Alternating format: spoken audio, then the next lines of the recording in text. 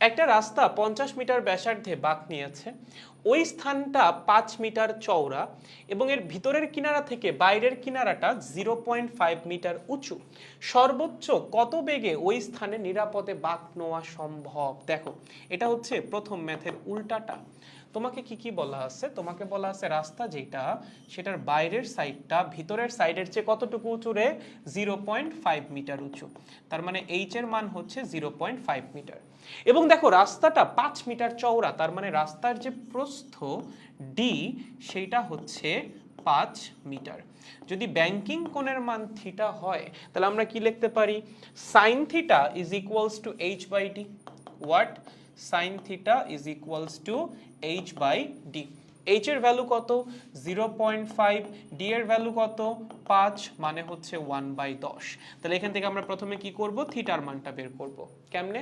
Sign inverse করে। Sign inverse 0.1, ওকে, কত আসে? 5.74 ডিগ্রি। ওকে, এখন এখান থেকে বের করতে হবে হচ্ছে ট্যান থিটার মান। ট্যান থিটা কত হবে বলেন? ট্যান থিটা হবে ট্যান 5.74। কত আসে? চলো লেটস ক্যালকুলেট গাইস। কত আসে? 0.1, ওকে, 005। এটাও তো 0.1 আর এটা হচ্ছে 0.1005। তার মানে তিনটা জিরোর পর, দশমিকের পর তিনটা জিরো, তারপর একটা 5, এতটুকুই হচ্ছে পার্থক্য। যাই হোক, সো আমরা ট্যান থিটা পেয়ে গেছি। এখন আমাদের কি লাগবে? সর্বোচ্চ সেই বেগটা। কেমনে বের করব?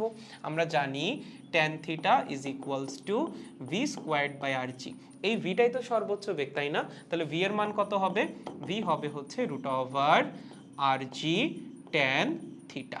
ঠিক আছে, দেখো আর কত? ব্যাসার্ধ দেওয়া আছে যে 50 মিটার ব্যাসার্ধ, তার মানে আর এর মান হচ্ছে 50। জি এর মান কত? 9.8। ট্যান থিটার মান কত রে? 0.1005। এখান থেকে আমরা ভি এর মানটা ক্যালকুলেট করব। চলো, মাল্টিপ্লাইড বাই 9.8 ইন্টু হচ্ছে 50, এটাকে রুট করে দাও। 7.02 মিটার পার সেকেন্ড। তার মানে এই যে মোড়টা, এই মোড়ে একটা গাড়ি বা যে কোনো কিছু সর্বোচ্চ 7.02 মিটার পার সেকেন্ড বেগে নিরাপদে বাঁক নিতে পারবে, এর চেয়ে বেশি না। সহজ, একদম এক নাম্বারটার মতোই, জাস্ট উল্টা।